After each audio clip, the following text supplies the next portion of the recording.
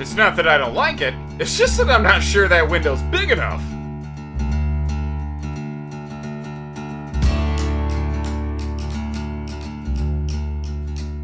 Hey everybody, Josh the RV Nerd here with Bish's RV with our old friend the 29 RKS Make You Say Yes by Jayco over here.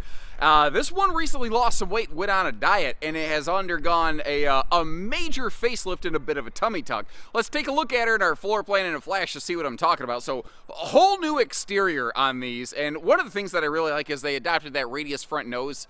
It just looks cleaner to me than the corrugated, and I do like the color contrast, although I don't know with the shading on the RV right now you're really seeing that. This floor plan, though, it's been out there forever, but it gives us a huge open feeling. You've got extremely, guest-focused seating where you're really talking to one another, you know? It's more about the, literal FaceTime than iPhone FaceTime, if that makes sense. Not to mention the fact everybody knows the party always ends in the kitchen. And this floor plan does a kitchen better than just about any other layout out there. And that's the reason Jayco and Cherokee and Wildwood and all these other brands continue to build this. Because it just straight rocks. You have that huge wraparound counter space, lots of storage, plenty of seating. And what's cool about this floor plan, you've got no slides on the door side, so it's very seasonal and park friendly with a pretty big awning on this one. But at the same time, it's got enough space where if you do want to spend an extended time in it, you could really enjoy it. But it's not so heavy that getting it moved around is going to be too darn difficult. Now, the J-Flight series undergone some major changes this year. One of the cool things is they did maintain the full True Queen bed. Not all J-Flights have that. This one does. So it's not the shorty queen, it's easy lift, it's still extra tall and slide? Well, speaking of slide, carpetless slide flooring, and a host of other things. It's got a couple not awesome factors too, like road mode. And I'm gonna close the slides up for you in this video and showcase that. And if you appreciate seeing the good with the bad as we go, hit that subscribe button, and in the meantime, let's jump in there. Now, we've already kind of seen a glance at our floor plan in a flash, but while I'm giving you a nice overview here, I want to do a quick housekeeping note to let you know J-Flights are built kind of a couple different ways. What I mean by that is I'm looking at a J-Flight that was built in Indiana that feeds the Midwestern stores like my hometown Coldwater, Michigan store, but our Western stores, our Idaho type stores, things like that, their J-Flights are built actually out of Idaho. And they're built a little bit differently. And I like to ask people, as we go through this video, let me know what you like and what you don't. And what is one major thing you would change given the opportunity? And my personal preference is I would like to see the East and the West J-Flights homogenized. And I'm going to kind of mention some of the East versus West obviously I don't edit my videos. They're just like a living blooper reel. But some of the East versus West differences, I'm going to point those out as we go. For instance, the Western-built J-Flights have a little bit bigger refrigerators. In the East, it's an 8 cubic foot 12-volt DC compressor and a 6 cubic foot gas-electric two-way. Out West, it's an 8 cubic foot two-way and then a 10 cubic foot 12-volt DC compressor fridge. So, just right there, that's a big thing. Now, the freshwater holding tanks are also bigger on the Western versions because folks out there tend to do a little bit more dry camping. I would actually like to see them both, again, homogenized to just have the bigger capacity. I like the way the Western ones are done, and I'm going to talk about that more as we go. Now, this floor plan, you might notice, from this seat on the sofa is a bit of a 90-degree neck wrecker entertainment center. But remember I said this is an awesome sort of floor plan for catching up and visiting with people. I'm sitting on the sofa. This seating is so super social. Not to mention the fact that that ridiculous picture window you're looking at right here, you want a good look at your site. There's no better look at your own campsite than something like this. You know what else I thought about? If you didn't want those recliners right there, you could pull those out, put a little table and overlook off the campsite of your RV, or you could just turn those chairs because these are free-floating pushback recliners. They're not wall huggers, but you've got tons of open space here to be able to operate those things. Now, rear kitchens like this, they have more countertop space and more storage back here per capita than anything else. But again, I try to tell you the real and, the extra detail stuff in my videos. If you like to talk to tomatoes, well, that would mean that you're watching VeggieTales. But if you like to travel a lot, rear kitchens bounce more. All your storage bounces more in the back, Whereas in a rear living, your kitchen storage is all kind of in the middle of the RV, so that's less of an issue. It's those kind of little details that determine maybe like which floor plan might fit you a little bit better. Now, again, with the, just massive windows and big open space on this one, it looks and it feels so big. There's a couple factors leading up to that. Jaycos are good about using plenty of lighting. This is also 6'9" inside instead of 6.5. They're not exclusive with that, but a lot of brands don't go the extra height. Now, you can get this with the standard air, which is 13,500 BTU, or the upgraded 15,000, as you please.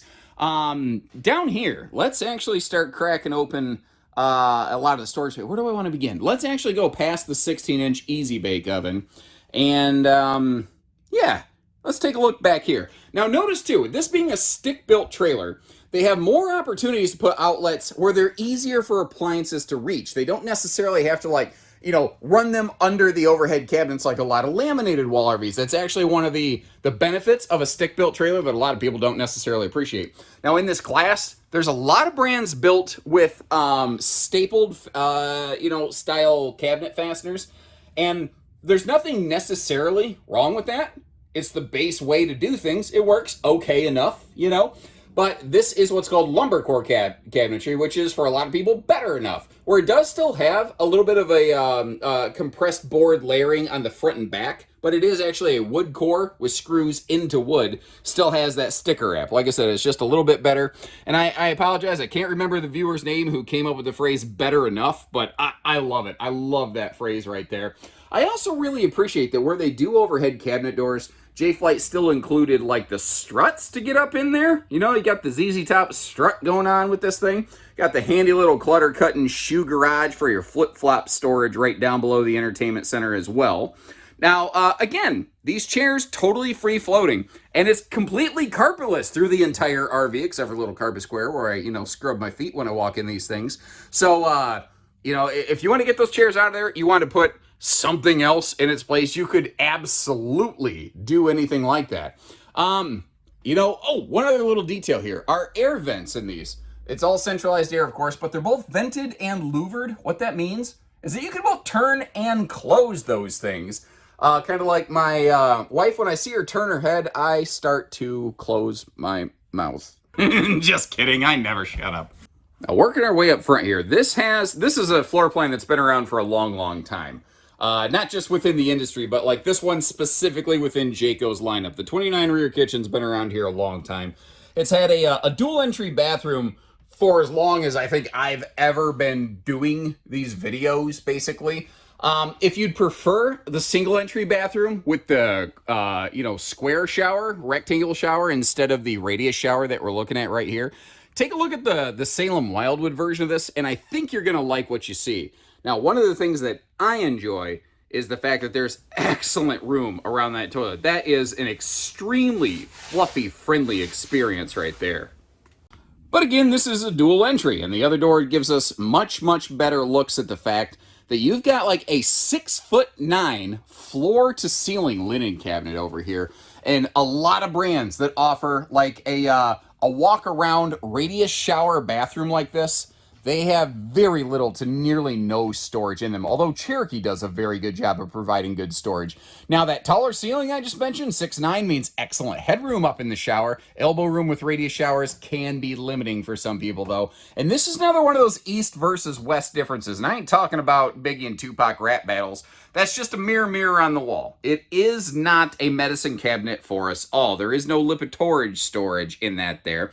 Basic sink setup. But, I think that just kind of goes with the territory in a common stick and tin type camper. You might notice there's a sliding privacy door as we moonwalk our way back over here into the bedroom. We're looking over at the driver's side of the camper right now.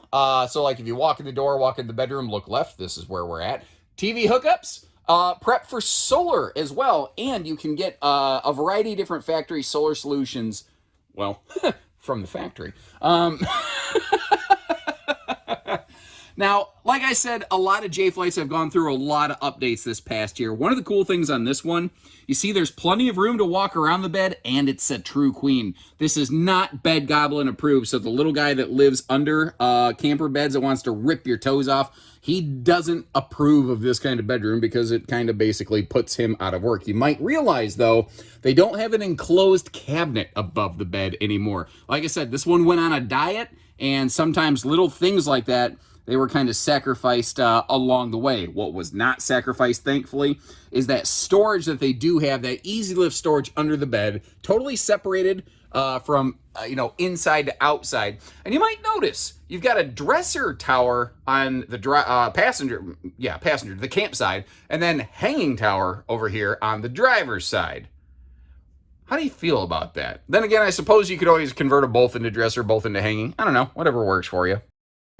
And while you, Linda Richmond Coffee, talk amongst yourselves, I'm going to slide back here to the living room because this is really, I think, probably the single most make or break factor on this RV. That's the road mode function. The bedroom, the bathroom, no question. This one is napping crap-tastic. It is not extremely snack-tastic. If you really had to, you could maybe, depending on your personal stature, butt scoot boogie or between the countertop and the table, or you could do Dukes of Hazzard Yeehaw to jump over there. If you do that, you might be able to kind of reach into the fridge and maybe grab some stuff. Let's go check. So just to give you the reference, I tried to slide through there. Even at my size, it's a little too big, so I got to do the butt scoot yeehaw method to get over here. But if I do that, I think that if push absolutely came to shove, I could get into that refrigerator enough. Like, you can reach in here. You could get out like a package of ham or mayonnaise or whatever. Like, make a quick little travel and stop sandwich. And as long as you're over here in the U-shaped kitchen, of course, you've got all that prep space and you've got the sink available. So if you flat got stuck someplace for a long time, you could probably make this one work. But again, with the slide closed by default, it's not just straight front to back to front walkable again.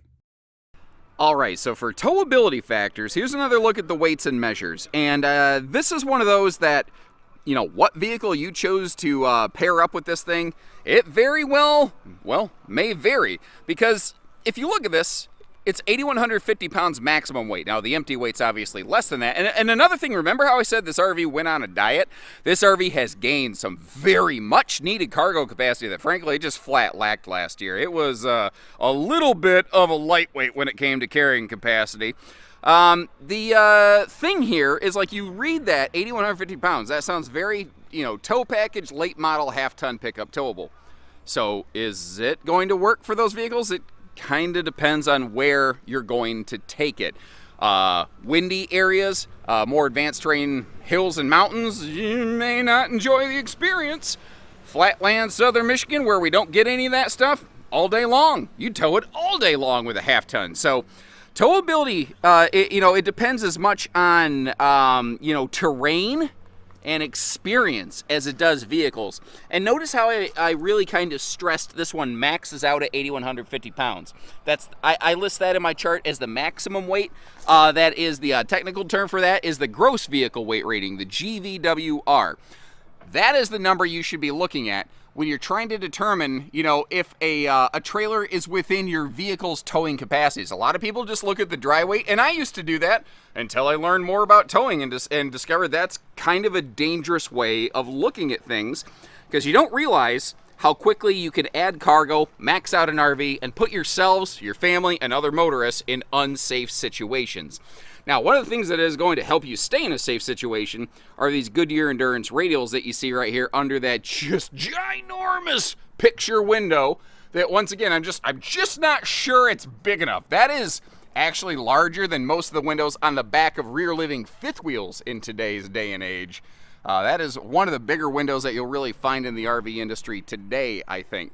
Now, there's a bunch of little details that go into this because, like I said, there's other people that build this floor plan. So why would you go with J-Flight?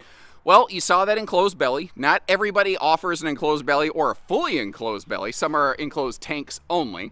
You saw the prep for rear and side view cameras. This also has something I don't believe any other RV in this class has. turn signal safety lighting. So when you flick on, we'll say your left-hand turn signal, most of the time only that tail light on the left-hand side is going to blink, although it's partially, it seems like, obstructed by the spare tire. That's almost a great example. What if it is obstructed? Well, the good news, your upper clearance lights and all the lights down the side of the RV will blink along with that so that other people have a clue what you're doing. You may have also noticed how this has a roof ladder. Very few stick and tin campers offer an actual factory installed roof ladder. I think the Grand Design Transcend is one of the only ones doing that. Almost everybody else has gone with that mount for a telescopic removable ladder, whereas Jayco and Grand Design has said, nah, we're going to keep the ladder on the thing all the time. They did something fantastic here, though. This is a little detail stuff that sometimes can make or break the deals. If you notice, they had enough room apparently, or they were just willing to do it. They cross-plumbed all of the holding tanks to exhaust at one single sewer outlet. Not every manufacturer will take the extra time to do that. Then you have to do the two-stage, stinky slinky hookup dance where you have to hook one up and then, shuffle down, or you have to have a Y splitter. And it's not impossible, it just complicates the process a little bit more. You don't have to worry about that here. You may notice too how all the windows have been UV tinted, and they're very good about making the windows they do have open for airflow on these. And they do maintain a full pass-through with big doors on both sides of the RV. Now you see that little wiring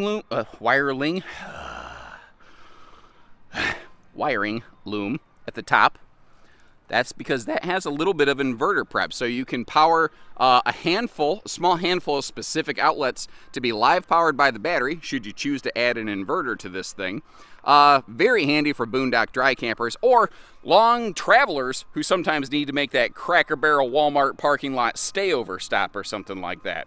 Again, the traveling access on this one with the slide closed, it is limited back in the kitchen, but some folks, maybe that works for them, maybe it doesn't, maybe they have other needs. I'm just trying to let you know what this RV offers you, what it doesn't, and let you make the decision on whether it's the right one for you or not. Now, a couple quick construction details and points.